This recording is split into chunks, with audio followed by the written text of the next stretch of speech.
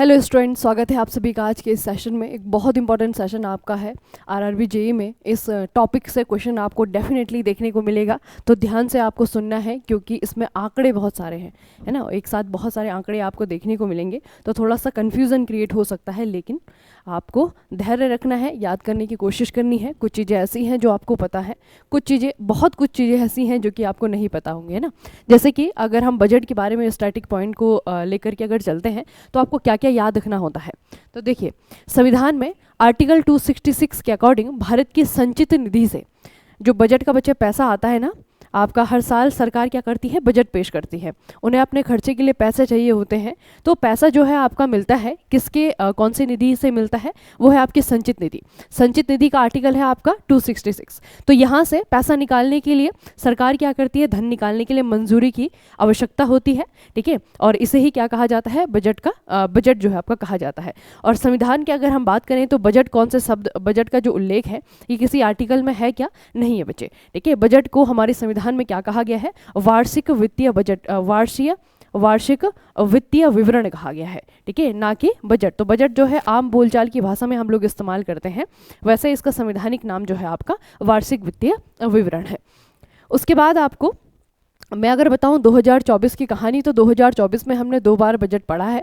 क्यों पढ़ा है, एक बार हमने अंतरिम बजट पढ़ा जो कि फरवरी माह में आपका पेश किया गया वित्त मंत्री निर्मला सीतारमण के द्वारा, और अभी जो है जुलाई में आपका दूसरा बजट हुआ, इसी 2024 में ही जुलाई के महीने में दूसरा जो केंद्रीय बजट है, यूनियन बजट जिसे हम कहते हैं, वो पेश हुआ ना। तो ये बच्चे जो आपका अंतरिम बजट है ये आपका कब पेश होता है, कब किया जाता है, तो इसे जो है आपका किया जाता है जिस साल चुनाव होते हैं, ठीक है, जो इलेक्शन ईयर होता है, क्योंकि साल हमारे यहाँ पे 5 साल के बाद में आपका एक इलेक्शन होता है, लोकसभा का चुनाव होता है, जिसमें कि आपका हेड ऑफ द गवर्नमेंट चुना जाता है, यानी कि प्रधानमंत्री चुना जाता है ना। तो यहाँ पे इस बार 2024 में चूंकि चुनावी वर्ष था, तो इस बार जो है आपका दोनों ही इंतरिम बजट भी पास हुआ और एक आपका यूनियन बजट भी पास हुआ।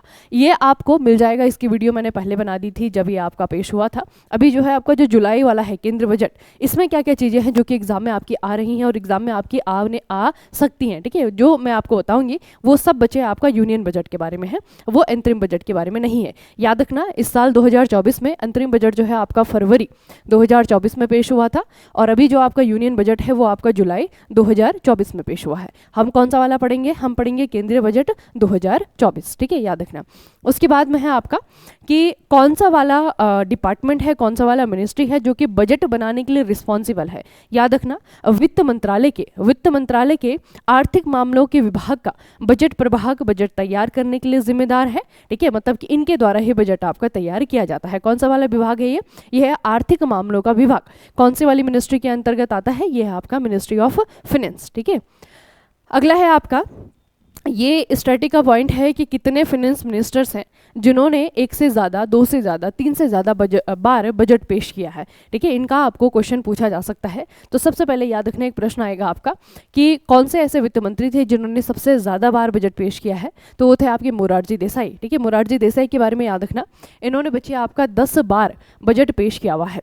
और जो वर्तमान में हमारी जो ये है वित्त मंत्री है निर्मला सीतारमण जी, इनके बारे में याद रखना, इन्होंने 6 बार बजट पेश किया हुआ है, ठीक है। 6 में से जो है आपका 6 पूरे के पूरे आपके यूनियन बजट है, 6 के अलावा जो है एक आपका ये अंतरिम बजट भी है ना। तो ये भी चीज़ें आपको याद रखनी है कि निर्मला सीतारमण ने कितनी बार जो है आपका बजट पेश किया है। दूसरा जो है आपका, निर्मला सीतारमण ऐसी भी आपकी वित्त मंत्री हैं जिन्होंने कि लगातार जो है आपके 6 बजट पेश किए हैं, क्योंकि बीच में एक भी साल इन्होंने गैप नहीं किया, है ना। पिछले वाले टेन्योर में भी ये फाइनेंस मिनिस्टर थी, इस वाले में भी आपके दोबारा से फाइनेंस मिनिस्टर बन गई है ना। उससे पहले वाले में भी आपकी फाइनेंस मिनिस्टर थी।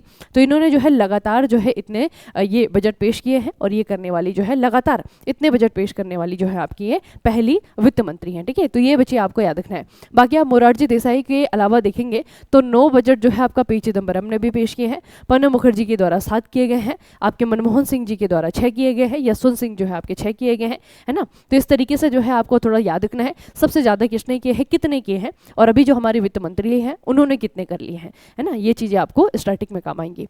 अगला है आपका कि बजट की गोपनीयता सिक्रेसी कैसे इंश्योर की जाती है। ठीक है, तो इसको जो है किस तरीके से इसकी जो पूरी एक प्रोसेस होती है बजट को पेश करने की, बजट की गोपनीयता सुनिश्चित करने के लिए विशेष रूप से इंटरनेट युग में बहुत ही सावधानी पूर्वक प्रयास करने पड़ते हैं और उल्लेखनीय रूप से 7 दशकों से अधिक समय में कोई भी लीक नहीं हुआ है ना। अभी तक जितने भी आपके डिकेड हो गए हैं, इतने साल हो गए हैं बजट को पेश होते हुए, तभी तक भी जो है आपका कोई भी लीक बजट पेश करने से पहले नहीं हुआ है। 1951 से 1980 तक बजट मिंटो रोड स्थित एक प्रेस में मुद्रित किया जाता था। इसके बाद नॉर्थ ब्लॉक के बेसमेंट में एक सरकारी प्रेस के द्वारा स्थापित किया जाता है, इसे जो है आपका एस्टेब्लिश किया जाता है। ठीक है, तो इस तरीके से जो है आपका जो मिनिस्ट्री है, फाइनेंस मिनिस्ट्री है, उनके द्वारा बड़े ही गोपनीय तरीके से पहले इसे आपका तैयार किया जाता है और उसके बाद में जो है आपका इसे फिर संसद तक लाया जाता है वित्त मंत्री के द्वारा और फिर जो है इसे सभी के सामने पेश किया जाता है। ठीक है, तो ये जो है आपको याद रखना है। उसके अलावा एक और चीज़ याद रखिएगा, जब आपका बजट तैयार हो जाता है ना पूरा का पूरा, जिस दिन वो आपका ये छप जाता है, जिस दिन वो आपका प्रिंट हो जाता है ना, तो अभी तो आपका डिजिटल बजट है, तो जिस दिन वो अपलोड हो गया होगा उस दिन बच्चे आपकी एक सेरेमनी होती है जिसे कहते हैं हलवा सेरेमनी। उस दिन हलवा बनता है। ठीक है, तो ये भी आपको कई बार पूछा जा सकता है कि हलवा सेरेमनी का संबंध निम्नलिखित में से कौन सी घटना से है, कौन से इवेंट से है ना। तो याद रखना कि जब आपका बजट बन करके तैयार हो जाता है उसके पेश होने से पहले आपकी हलवा सेरेमनी होती है। ठीक है, याद रखेंगे बच्चे। अब इस बार जो फाइनेंस मिनिस्टर हैं हमारी निर्मला सीतारमण जी, उन्होंने क्या क्या कहा है, तो उनकी कही हुई सारी बातें इंपॉर्टेंट नहीं है, लेकिन कुछ कुछ बातें बहुत इंपॉर्टेंट हैं। ठीक है, तो एक एक करके सुनिएगा क्या क्या इन्होंने कहा है। सबसे पहले इन्होंने कहा है कि अंतरिम बजट में उल्लेख किया गया है कि हमने 4 अलग अलग जातियों, अब 4 अलग अलग जातियों का इन्होंने उल्लेख किया है। कौन कौन सी जाति हैं? गरीब, महिलाएं, युवाओं और आपके किसान। ठीक है, इन पर ध्यान केंद्रित करने की आवश्यकता है, ऐसा निर्मला सीतारमण ने कहा है। 4 जातियां हैं, 4 जातियां उनके अनुसार कौन सी हैं? गरीब है, महिलाएं हैं, युवा हैं और आपके किसान हैं। हमने सभी प्रमुख फसलों के लिए उच्च न्यूनतम समर्थन मूल्य की घोषणा की है, जो कि लागत से कम 50% मार्जिन के वादे को पूरा करती है।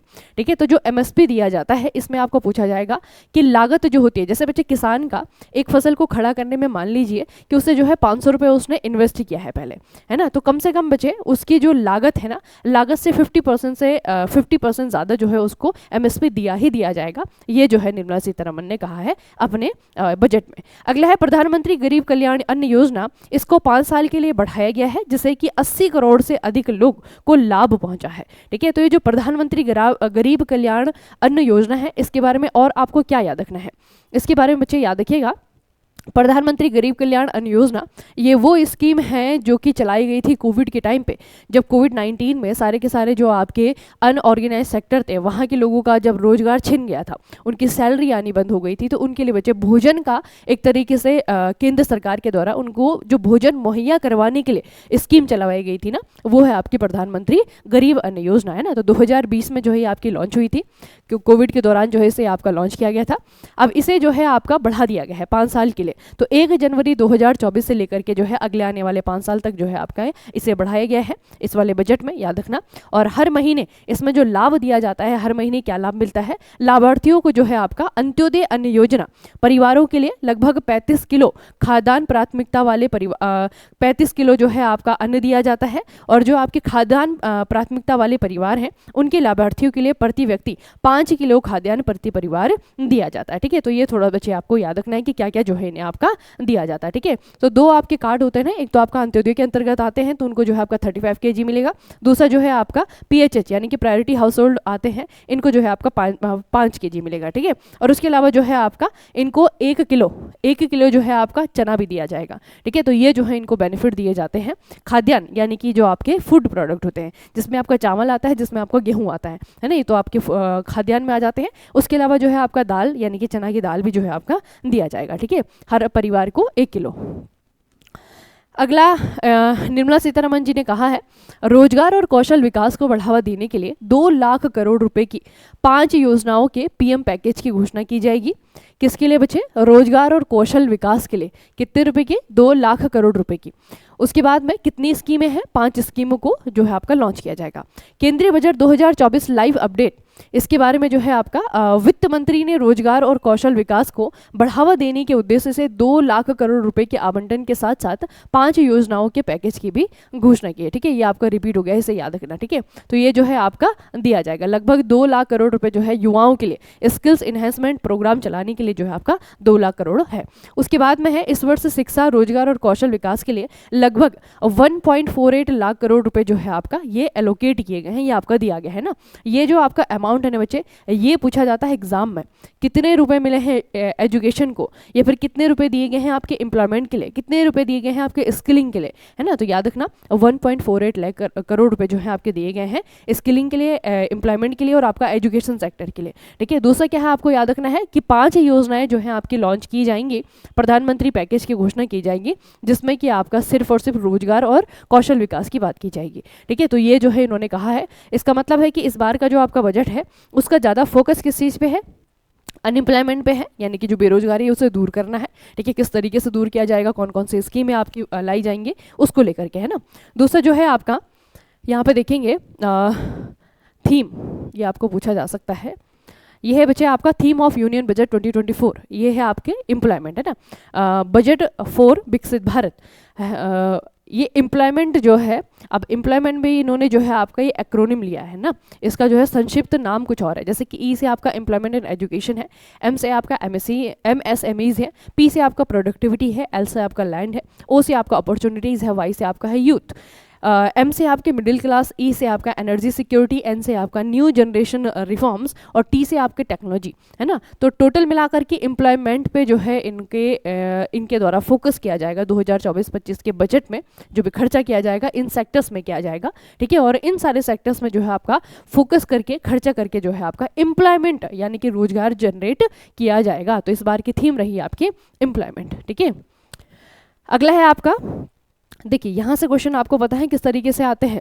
जैसे आपको पूछा जाएगा कि केंद्रीय बजट 2024-25 की थीम रही एम्प्लॉयमेंट। अब इस एम्प्लॉयमेंट में आपका एम का मतलब क्या है, इस एम्प्लॉयमेंट में आपका ई का मतलब क्या है, एनर्जी सिक्योरिटी। बाकी चीज़ें तो थोड़ी सी आसान है गैस करनी, है ना। एल का मतलब क्या है, लैंड। ओ का मतलब क्या है, अपॉर्चुनिटी, है ना। तो इस तरीके से थोड़ा सा इसको एक बार जरूर देख लेना। टी का मतलब टेक्नोलॉजी है। बेसिक बच्चे आपके सेक्टर हैं जिनको अभी ज़रूरत है डेवलप करने की, वही सेक्टर आपके हैं, है ना। जैसे सबसे पहले आपका एम्प्लॉयमेंट और एजुकेशन है, सबसे नीचे देखेंगे आप टेक्नोलॉजी है, फिर आपका न्यू जनरेशन रिफॉर्म्स है, फिर आपका ई है एनर्जी सिक्योरिटी है, एम का आपका मिडिल क्लास है, और वाई का आपका यूथ है, युवा है, आप लोग हैं, फिर ओ का आपका अपॉर्चुनिटीज़ है। ठीक है, एल का आपका लैंड्स है, और पी का प्रोडक्टिविटी है, एम का मतलब MSME है, और फिर ई का मतलब आपका एम्प्लॉयमेंट और एजुकेशन, है ना। तो ये सारे के सारे जो हैं आपको पता होने चाहिए, ताकि इनमें से कोई भी पूछा जाए तो आप फट से आंसर कर दें।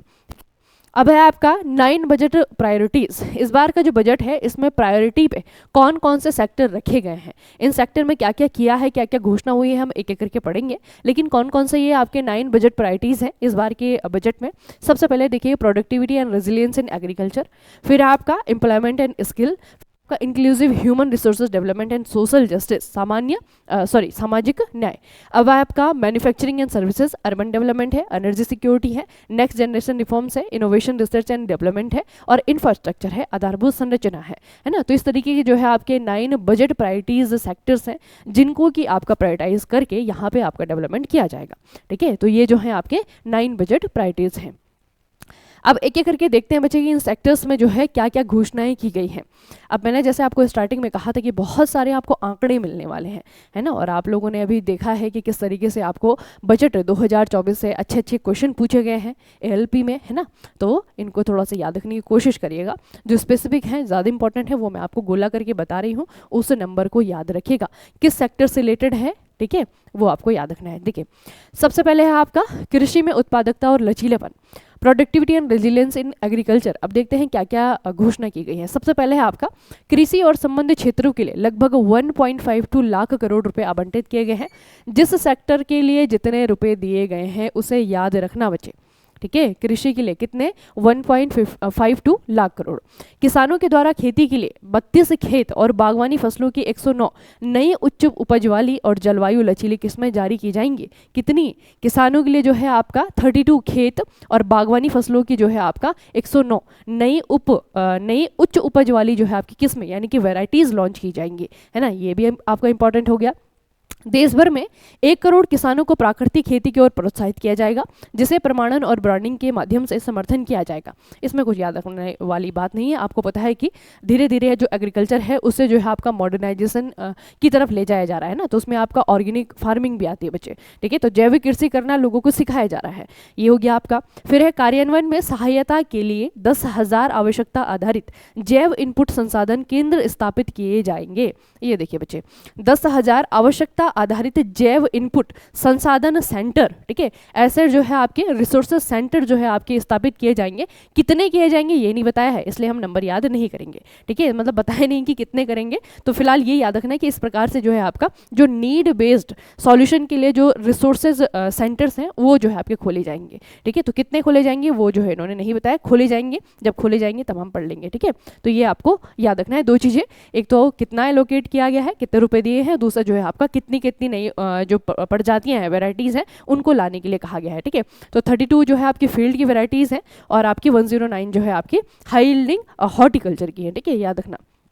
अगला है आपका हमारे सकल घरेलू उत्पाद, ये अच्छा सॉरी आपका पहले ये देख लेते हैं, भूमिका रूप व्यवस्था यानी कि आधारभूत संरचना यानी कि इंफ्रास्ट्रक्चर, इसके लिए क्या कहा है, कैपिटल एक्सपेंडिचर टू द, बहुत ज़्यादा है बच्चे, लगभग हमारी जीडीपी का 3.4%, ठीक है, 3.4% जो है आपका सकल घरेलू उत्पाद का 3.4% की दर से पूंजीगत व्यय जो है आपका इतना करोड़ जो है आपका रहेगा।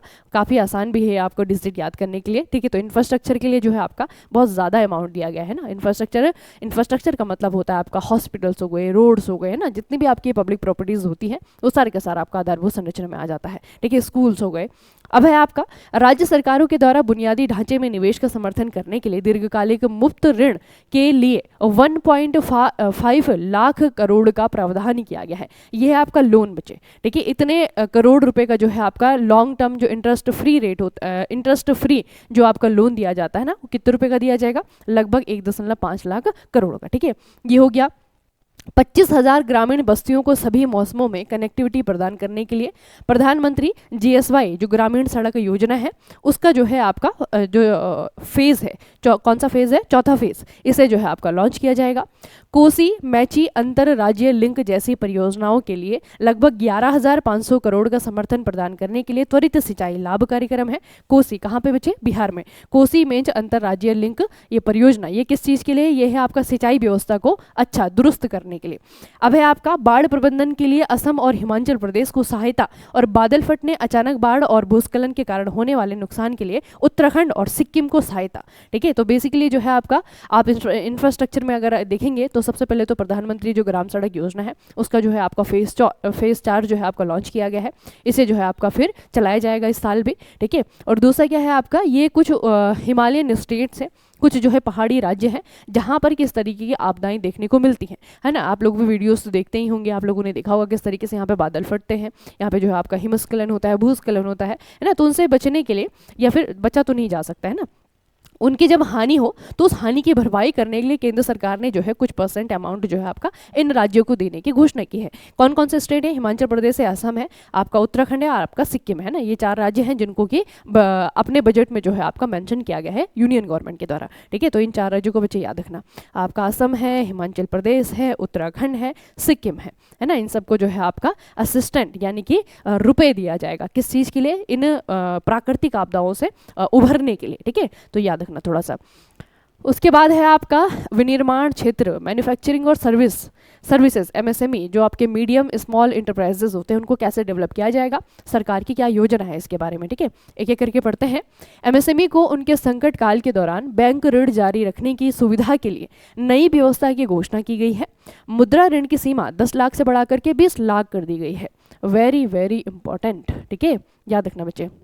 मुद्रा लोन जो है सरकार के द्वारा दिया जाता है जो स्मॉल इंडस्ट्रीज़ होती हैं, जो आपके छोटे छोटे जो बिजनेसेस होते हैं उनके लिए। तो वहाँ पे जो लोन दिया जाता था ना, उसकी जो है आपकी सीमा अपर लिमिट थी वो आपकी बढ़ा दी गई है, पहले 10 लाख थी, अब जो है उसे बढ़ा करके 20 लाख कर दिया गया है ना। अगला है आपका ट्रेड्स प्लेटफॉर्म पर अनिवार्य अनबोर्डिंग के लिए खरीदारों की टर्नओवर सीमा 500 करोड़ से घटा करके 250 करोड़ रुपये कर दी जाएगी, ठीक है, ये भी आपको याद रखना है। पहले 500 करोड़ थी, अब जो है आपकी 250 करोड़ कर दी जाएगी। MSME क्षेत्र में 50 बहुउत्पाद खाद्य विकिरण इकाइयों के लिए वित्तीय सहायता। ये बच्चे आपके हैं यूनिट्स, किस प्रकार की यूनिट है? एमएसएमई के लिए जो आपके 50 multi product food irradiation unit, ठीक है, ये जो आपके वितरण यानी कि डिस्ट्रीब्यूशन जो यूनिट्स होती है ना, उनके लिए भी जो है आपका फाइनेंस हेल्प देने की इन्होंने बात की है। उसके बाद है एमएसएमई और पारंपरिक कारीगरों को अपने उत्पादों को अंतर्राष्ट्रीय बाजारों में बेचने में सक्षम बनाने के लिए पीपीपी मोड में ई कॉमर्स निर्यात केंद्र स्थापित किए जाएंगे। ठीक है, तो ये थोड़ा सा याद रखिएगा बच्चे कि सरकार भी आप क्या कर रही है, जैसे जो आपके क्षेत्रीय लोग हैं जिनके प्रोडक्ट हैं उनको बेचने के लिए जो है, उनको प्रमोट करने के लिए जो अभी क्या है, जो डिजिटल मार्केटिंग है ना, या फिर जो आपके ई कॉमर्स मार्केट है वहाँ पे इन लोगों को जो है आपका पहुँचाने के या फिर इन बिजनेसेस को वहाँ पे रजिस्टर करने के लिए जो है आपका सहायता करेगी, है ना। आपको पता है कि जैसे बहुत सारे ई कॉमर्स में आप लोग वेबसाइट्स को जानते होंगे, आप अमेजन को जानते हैं, आपका ये फ्लिपकार्ट को जानते हैं ना, इस तरीके के जो है वेबसाइट्स हैं। तो ये जो प्रोडक्ट हैं जो आपके बहुत रीजनल हैं, गायब होने वाले प्रोडक्ट हैं ना, जिनको हेल्प की ज़रूरत है, तो सरकार जो है उनको जो है आपका ई कॉमर्स मार्केट देने के लिए जो है बात कर रही है यहाँ पे। ठीक है, तो याद रखिएगा सबसे पहले तो मुद्रा ऋण की सीमा जो है आपका ये बढ़ा दी गई है। दूसरा जो है आपका जो अनिवार्य अनबोर्डिंग के लिए जो खरीदार की टर्नओवर है उसे भी जो है आपका कम कर दिया गया है, 500 करोड़ से घटा करके इसे 250 करोड़ कर दिया गया है ना। तो ये जो है इनकी क्या है, विनिर्माण क्षेत्र में बड़ी बड़ी जो है अनाउंसमेंट है, घोषणाएं हैं जो आपको याद रखनी है। ठीक है, अब है आपका एम्प्लॉयमेंट और स्किलिंग। इसके लिए क्या कर रही है सरकार? एम्प्लॉयमेंट के लिए यानी कि रोजगार के लिए और कौशल विकास के लिए सबसे पहले है रोजगार से जुड़े प्रोत्साहन के तहत 3 योजनाओं की घोषणा की गई है। पहली है योजना ए, फर्स्ट स्कीम, पहली बार नौकरी करने वाले लोग। ईपीएफओ में पंजीकृत पहली बार नौकरी करने वाले कर्मचारियों को 15,000 रुपये तक की 3 किस्तों में 1 महीने का वेतन प्रत्यक्ष लाभ हस्तांतरण दिया जाएगा। ठीक है, 15,000 रुपये तक की जिनकी 15,000 रुपये तक की जिनकी सैलरी होगी ना, 15,000 रुपये तक की, उनको जो है 3 किस्तों में 1-1 महीने में क्या दिया जाएगा? वेतन का प्रत्यक्ष लाभ दिया जाएगा। ठीक है, तो ईपीएफओ, जब बच्चे आप किसी प्राइवेट सेक्टर में जाते हैं, वहाँ पे जो प्राइवेट कंपनी अगर ज्वाइन करते हैं तो आपका जो है आपका एक पीएफ अकाउंट खुलता है ना। तो जो लोग पहली बार जो है नौकरी करने जाएंगे उनके लिए जो है आपका ये फायदा है। उसके बाद है स्कीम बी, योजना बी। योजना बी में आपका क्या किया जाएगा? विनिर्माण क्षेत्र में रोजगार सृजन, जो मैन्युफैक्चरिंग सेक्टर है वहाँ पे जॉब क्रिएशन कैसे करने की योजना इनकी है। देखिए, रोजगार के पहले 4 वर्षों में कर्मचारी और नियोक्ता दोनों का ही उनकी ईपीएफओ में अंशदान के अनुसार सीधे प्रोत्साहन प्रदान किया जाएगा। ये तो अभी भी होता है ना, कोई नई बात नहीं है। जो आपकी सैलरी होती है, आपकी सैलरी का कुछ हिस्सा, और जो आपकी नियोक्ता होती है यानी कि कंपनी होती है, उसका कुछ हिस्सा नियोक्ता के द्वारा भी कुछ दिया जाता है। फिर वो जो बच्चे आपका पीएफ अकाउंट होता है ना, वहाँ पे वो पैसा आपका जाता रहता है। उसके बाद में जब आप निकालना चाहे तो उस पैसे को वहाँ से निकाल सकते हैं, है ना। ये आपका है। उसके बाद है नियोक्ताओं को सहायता। जो नियोक्ता है, एम्प्लॉयर्स हैं, जैसे कि कंपनीज हैं, जैसे कि ऑर्गेनाइजेशंस हैं, प्रत्येक अतिरिक्त कर्मचारी के लिए नियोक्ताओं को उनकी ईपीएफओ अंशदान के लिए 2 वर्षों के लिए 3,000 प्रति माह तक की प्रतिपूर्ति, यानी कि जो 3,000 रुपये हैं जो एम्प्लॉयर ने दी है, यानी कि उस कंपनी ने दी है, वो अब उनके बदले सरकार देगी। ठीक है, तो ये जो है आपका एक एम्प्लॉयर के लिए, जो एम्प्लॉयर है जो जॉब क्रिएट कर रहा है, जो जॉब प्रोवाइड कर रहा है, उसके लिए जो है आपका एक बेनिफिट है। ठीक है, तो ये किया गया है आपका एम्प्लॉयमेंट में। और स्किलिंग में तो फिलहाल यहाँ पे कुछ नहीं है। रोजगार और कौशल में और क्या है?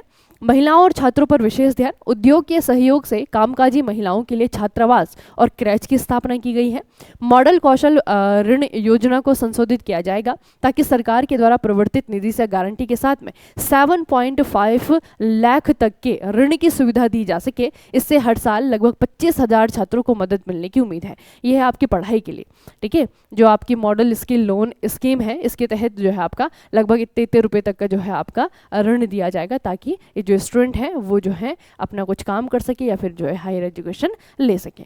उसके बाद है घरेलू संस्थानों में उच्च शिक्षा के लिए 10 लाख तक के ऋण के लिए ई वाउचर हर साल 1 लाख छात्रों को सीधे दिए जाएंगे, जिस पर ऋण राशि का 3% वार्षिक ब्याज अनुदान दिया जाएगा, है ना। तो ब्याज तो काफ़ी कम है, 3% का जो है आपका एजुकेशन लोन पे प्राइवेट बैंक तो बच्चे बहुत ज़्यादा इंटरेस्ट ले लेते हैं ना।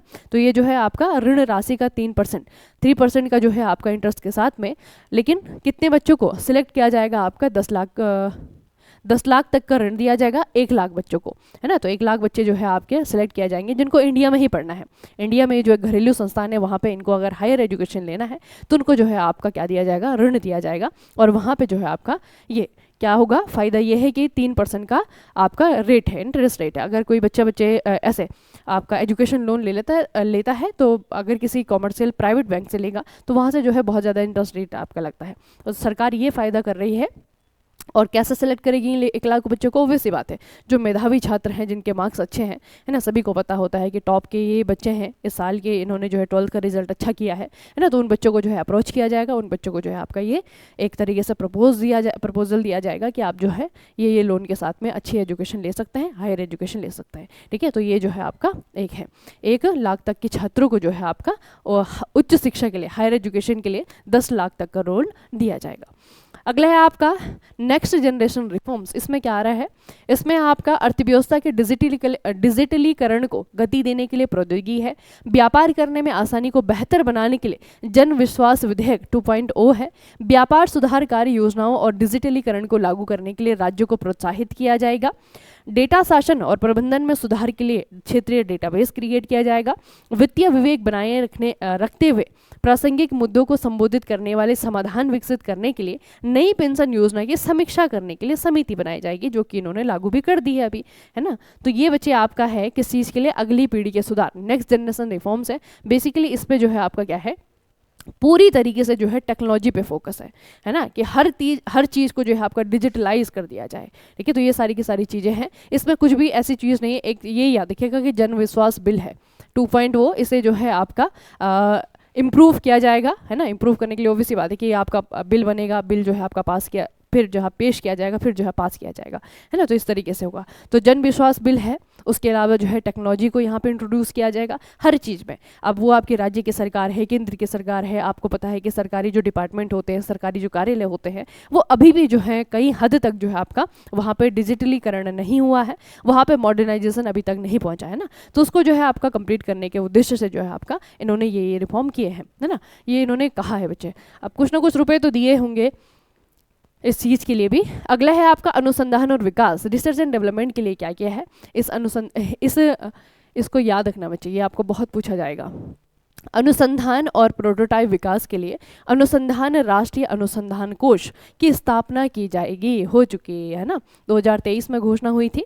2024 में जो है आपका ये जो रिसर्च फंड है अनुसंधान के लिए, R&D के लिए, रिसर्च एंड डेवलपमेंट के लिए एक फंड जो है आपका इसे एस्टेब्लिश करने की जो है घोषणा की गई है। वाणिज्यिक स्तर पर निजी क्षेत्र के द्वारा संचालित अनुसंधान और नवाचार को बढ़ावा देने के लिए 1 लाख करोड़ रुपए का वित्त पोषण पूल, 1 लाख करोड़ बचे किसे दिया जाएगा, निजी क्षेत्र। निजी मतलब समझते हैं ना, जो प्राइवेट सेक्टर है। अब प्राइवेट सेक्टर में बहुत सारे लोग ऐसे हैं, बहुत सारे फर्म्स, कंपनी, ऑर्गेनाइजेशन ऐसे हैं जो कि रिसर्च में काम कर रहे हैं, जो कि रिसर्च एंड डेवलपमेंट में काम कर रहे हैं, लेकिन उनका रिसर्च और डेवलपमेंट जो है वो बिना पैसे के नहीं हो सकता है ना। तो उसके लिए गवर्नमेंट ने क्या किया है, 1 लाख करोड़ रुपए का जो है आपका एक फाइनेंशियल असिस्टेंट पूल जो है क्रिएट किया है, ताकि उन संस्थाओं को, उन कंपनीज को जो है आपका हेल्प किया जा सके। उसके बाद है अगले 10 वर्षों में अंतरिक्ष व्यवस्था को 5 गुना बढ़ाने के लिए 1000 करोड़ रुपए का उद्यम पूंजी कोष दिया गया है। ये आया था अभी आपका एग्जाम में, है ना। स्पेस इकोनॉमी को कितना रुपए दिया है, तो स्पेस इकोनॉमी को जो है आपका अगले 10 साल में 5 गुना बढ़ाने के लिए, डेवलप करने के लिए जो है आपका कितने रुपए दिए हैं, लगभग 1000 करोड़ रुपए जो है आपका दिया गया है स्पेस इकोनॉमी को। ठीक है, ये हो गया आपका R&D सेक्टर। उसके बाद है आपका एनर्जी सिक्योरिटी, ऊर्जा सुरक्षा में क्या क्या है सरकार ने कहा है, इससे भी काफ़ी ज़्यादा पूछा जाता है। यह है आपका प्रधानमंत्री सूर्य घर मुफ्त बिजली योजना। इसके तहत 1.28 करोड़ से अधिक पंजीकरण और 14 लाख आवेदन पत्र प्राप्त हुए हैं। ये इस साल की सबसे शुरू वाली स्कीम है बच्चे, प्रधानमंत्री सूर्य घर मुफ्त बिजली योजना, है ना। जो लोग अपने घरों में सोलर पैनल लगाएंगे उनको क्या दिया जाएगा, 300 तक की यूनिट में बिजली के बिल में उनको छूट दी जाएगी, है ना। तो ये जो है आपका प्रधानमंत्री मुफ्त घर बिजली योजना है। बेसिकली इसका मोटिव क्या है बच्चे, बिजली के बिल में छूट देना मोटिव नहीं है।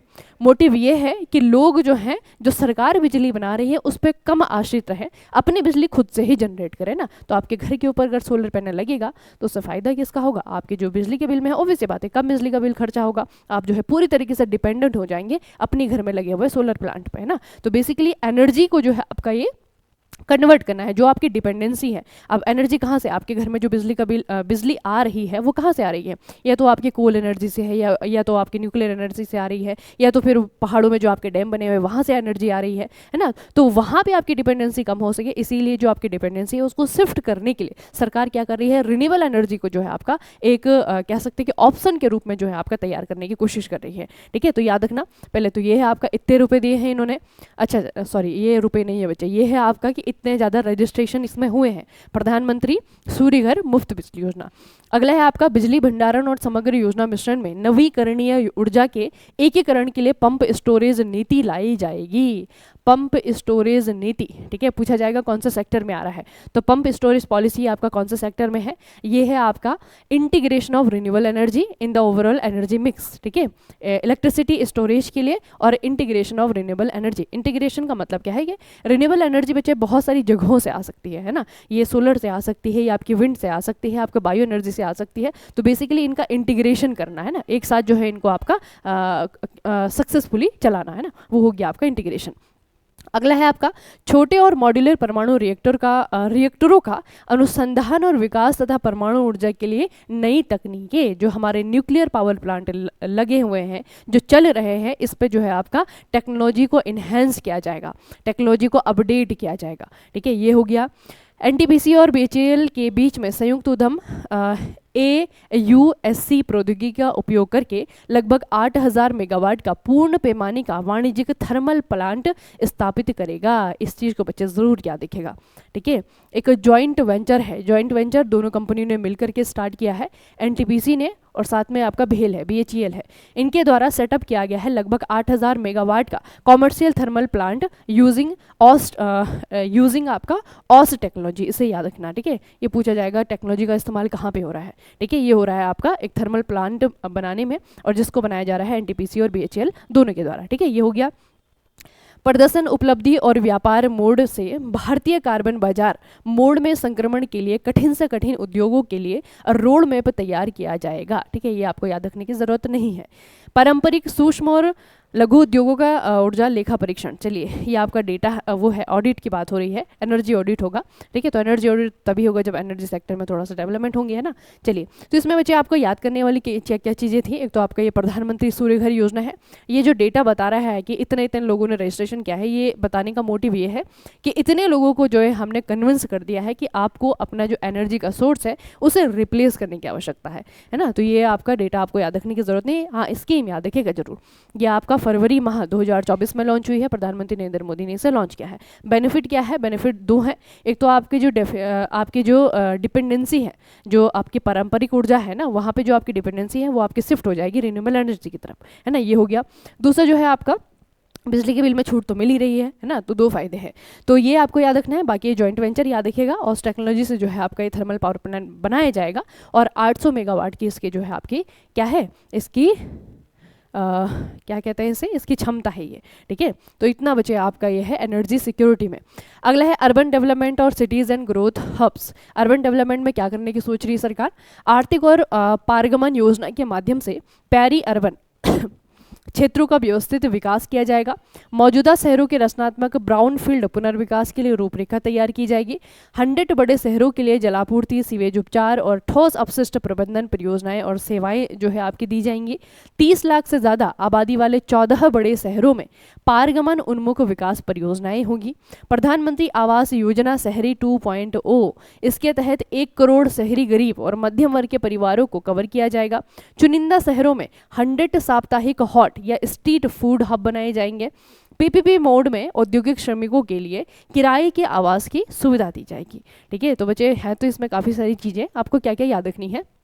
पहले तो यही याद रखना, प्रधानमंत्री आवास योजना जो शहरी आवास योजना है, इसे जो है आपका एक्सटेंड कर दिया गया है ना, ये भी आपकी पुरानी योजना है, इसे भी आपका अगले 3 सालों के लिए एक्सटेंड कर दिया गया है। तो बेसिकली ये जो आपकी आवास योजना है ये फोकस करती है जो शहर में रह रहे गरीब लोग हैं, इसमें आपके स्लम्स आती हैं, है ना। तो शहर में जो आपके गरीब लोग हैं, जो मध्यम वर्गीय लोग हैं, उनको जो है आपका आवास यानी कि घर मुहैया करवाए जाने की कोशिश जो है इस योजना के तहत की जाती है। उसके अलावा ये भी याद रखना कि जो आपके औद्योगिक श्रमिक हैं ना, जो इंडस्ट्रियल लेबर हैं, उनको जो है आपका घर दिए जाने की भी कोशिश जो है गवर्नमेंट कर रही है ना। तो अर्बन डेवलपमेंट का मतलब है शहरों का विकास कैसे किया जाएगा। तो शहरों में जो है पर्टिकुलर चीज़ों पे जो है फोकस किया जा रहा है। जैसे कि यहाँ पे है आपका कि 100 बड़े शहर, जो बड़े शहर हैं वहाँ पे वेस्ट मैनेजमेंट कैसा हो, वहाँ पे जो है कचरे का प्रबंधन कैसा हो, इसके लिए जो है आपके काम किए जा रहे हैं। लगभग 30 लाख से ज़्यादा जो आबादी वाले जो शहर हैं उसमें आपका 14 बड़े शहरों को जो है इन्होंने टिक किया है, मतलब कि उन्हें आपका नोट किया है, और वहाँ पर जो है विकास को अलग अलग तरीके से जो है आपका वहाँ पर करवाया जाएगा ना। तो ये सारी की सारी बातें हैं आपके अर्बन डेवलपमेंट के लिए। अगला है महिलाओं के लिए क्या करने की बात है, विकास और सामाजिक न्याय। महिलाओं के लिए है नहीं, है सामाजिक न्याय के लिए है। महिलाओं और लड़कियों को लाभ पहुंचाने वाली योजनाओं के लिए 3 लाख करोड़ रुपए दिए हैं। उत्तर पूर्वी क्षेत्र में इंडिया पोस्ट पेमेंट बैंक की 100 से अधिक शाखाएं स्थापित की जाएंगी, और राष्ट्र की खाद्य सुरक्षा नीति सुनिश्चित करने के लिए पोलावरम सिंचाई परियोजना को पूरा किया जाएगा। पोलावरम सिंचाई परियोजना, इसे जो है आपका पूरा किया जाएगा। अब विशाखापत्तनम चेन्नई औद्योगिक गलियारे पर कोपार्ती नोड और हैदराबाद बेंगलुरु औद्योगिक गलियारे पर ओरवाकल नोड में आवश्यक बुनियादी ढांचे के विकास के लिए धनराशि उपलब्ध कराई जाएगी। ये दो चीजें जिनका नाम आया है इन्हें याद रखना बच्चे, विशाखापत्तनम चेन्नई औद्योगिक गलियारा और दूसरा आपका हैदराबाद बेंगलुरु औद्योगिक गलियारा।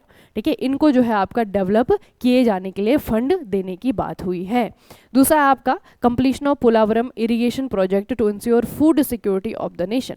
ये आपका पोलावरम सिंचाई परियोजना, इसको भी जो है आपका डेवलप करने की, कंप्लीट करने की बात की गई है। ठीक है, तो नॉर्थ ईस्ट पे फोकस है आपका सिंचाई परियोजना पे, और जो है आपके जो इकोनॉमिक कॉरिडोर हैं, है ना, इसमें जो आपके औद्योगिक इंडस्ट्रियल कॉरिडोर हैं उनको डेवलप करने की बात की गई है। बाकी महिलाएं और जो बच्चियां हैं, गर्ल्स और वुमेन्स हैं, उनके लिए जो स्कीमें चलाई जा रही हैं वो वैसे ही चलाई जा रही हैं, बस उनके लिए जो है आपका 3 लाख रुपए दिया गया है। अगला है आपका बिहार। बिहार बच्चे इस बार का जो बजट रहा ना, यहाँ पे फोकस स्टेट रहा। ठीक है, सौगात जो है बिहार को दी गई है। क्या क्या दिया है बिहार को, देखिए वित्त मंत्री निर्मला सीतारमण ने 2024-25 में अपने बजट में घोषणा की है कि केंद्र सरकार ने बिहार में विभिन्न सड़क परियोजनाओं के लिए लगभग 26,000 करोड़ रुपए दिए हैं। केंद्र बहुपक्षीय विकास एजेंसियों के से सहायता के माध्यम से राज्य के लिए वित्तीय सहायता सुरक्षित करेगा। सड़क परियोजनाओं के अलावा सरकार की योजना बिहार में हवाई अड्डा, मेडिकल कॉलेज, खेल बुनियादी ढांचा स्थापित करने की भी है। केंद्र बिहार, झारखंड, पश्चिम बंगाल, उड़ीसा और झारखंड में सर्वांगीण विकास को बढ़ावा देने के लिए पूर्वोदय नाम का एक व्यापक योजना भी विकसित करेगा। अभी से बात की गई है।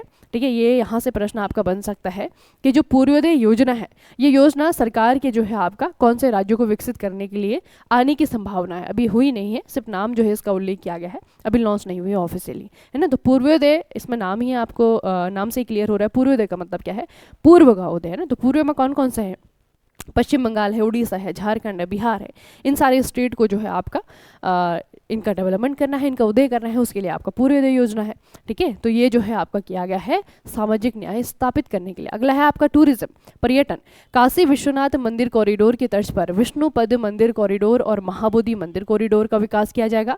और राजगीर के लिए, यानी कि बिहार, राजगीर के लिए व्यापक विकास पहल की जाएगी, जो कि हिंदुओं, बौद्धों और जैनियों के लिए धार्मिक महत्व रखता है।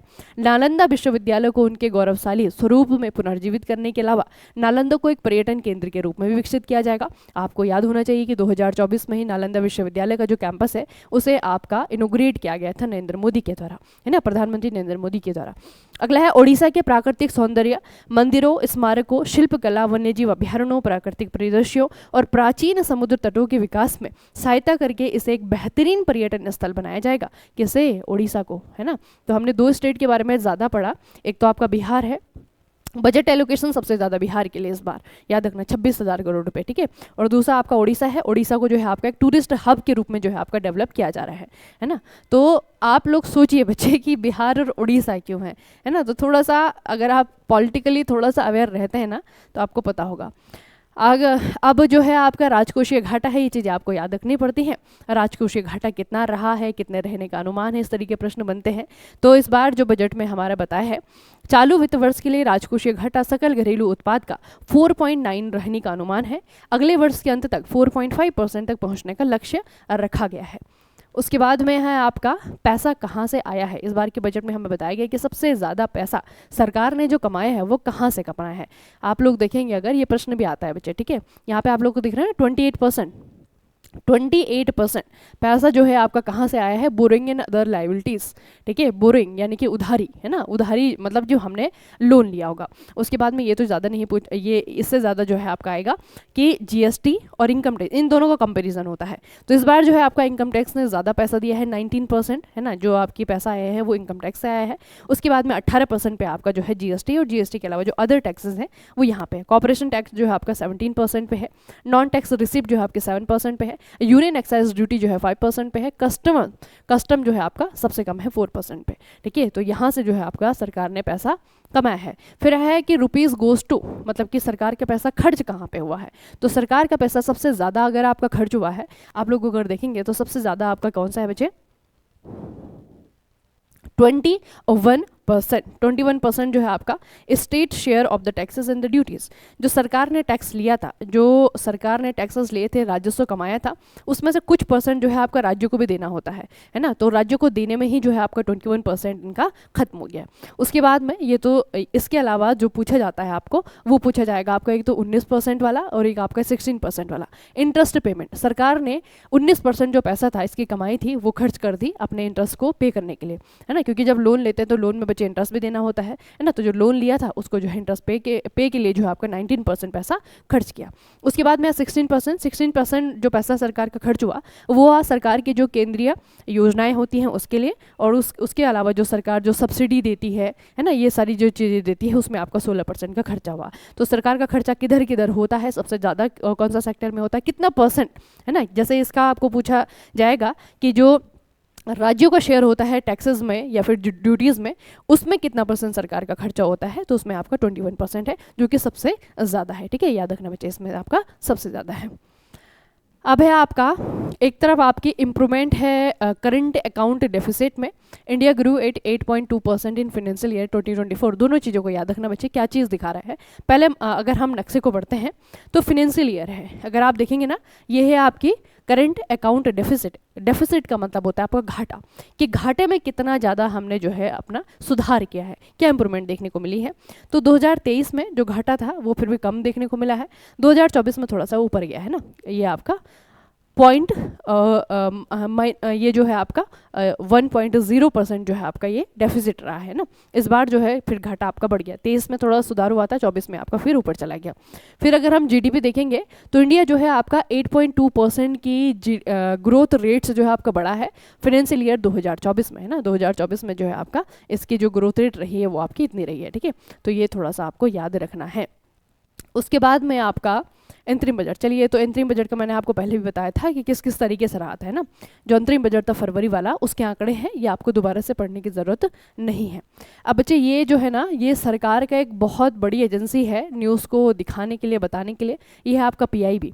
पीआईबी ने क्या किया था, जब आपका सरकारी बजट आया था, यानी कि इस बार का केंद्रीय बजट आया था, उसके बाद में जो है इन्होंने एक डॉक्यूमेंट जारी किया था अपनी वेबसाइट पे। ये है आपका summary of the union budget 2024-2025, है ना, इस नाम से जो है डॉक्यूमेंट आपका जारी किया था। तो इस समरी में क्या क्या बता रहे हैं, यहाँ से क्वेश्चन आने की सबसे ज़्यादा संभावना रहती है। ठीक है, तो एक एक करके हम पढ़ेंगे, जो याद करने वाली बातें होंगी मैं आपको बता दूंगी, ये आपको याद करना है।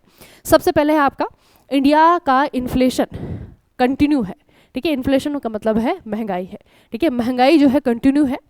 उसके बाद में है प्रधानमंत्री package for the 5 schemes and initiative with the outlay of, ये मैंने आपको बताया था कि जो आपके यूथ है ना, एम्प्लॉयमेंट के लिए, स्किल्स के लिए जो है आपका लगभग इतना रुपए जो है आपका दिया गया है। 5 स्कीमें जो है आपकी लॉन्च की जाएंगी, 5 स्कीम के लिए जो है आपका इतना करोड़ रुपए है। उसके बाद में जो है आपका विकसित भारत। विकसित भारत आपको पता है बच्चे कि विकसित भारत में क्या किया जा रहा है। विकसित भारत को बार बार जो है आपका बजट में उल्लेख किया गया है इस शब्द का। तो विकसित भारत का मेन मतलब क्या है कि जितनी भी आपका ये पैसा दिया जा रहा है, ये भारत को विकसित करने के लिए जो आपका किया जा रहा है ना। तो विकसित भारत जो है आपका एक बजट में एक तरीके से लोगों के रूप में जो है आपका ये हर जगह रहा। उसके बाद में जो है आपका budget 24-25 focuses on employment, skilling, MSMEs and the middle class, है ना। इन चीज़ों पे जो है आपका बजट 2024-25 ने फोकस किया। 109 high yielding climate resilient varieties, 32 field and horticulture. ये मैंने आपको बता दिया था कि 109 नई जो है आपकी हाई यील्डिंग, उच्च उपज देने वाली जो आपकी वेराइटीज़ हैं, है ना, वो आपकी दी जाएंगी फार्मर्स के लिए। नेचुरल फार्मिंग के लिए जो है आपका 1 करोड़ रुपए। ठीक है। इन द नेक्स्ट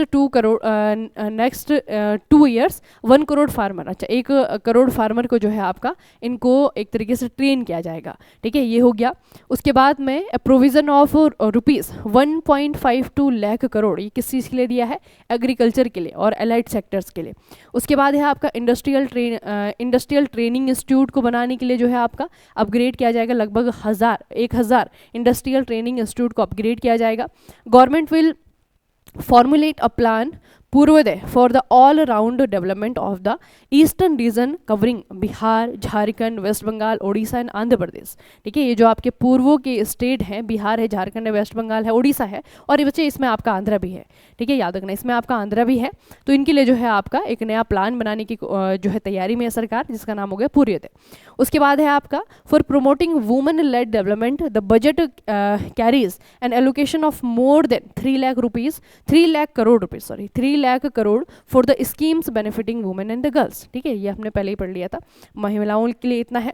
उसके बाद में आपका रूरल डेवलपमेंट के लिए है, rural development including rural infrastructure made this year, इसके लिए जो है आपका कितने रुपए दिया है, लगभग 2.66 लाख करोड़ रुपए जो है आपका एलोकेट किया गया है।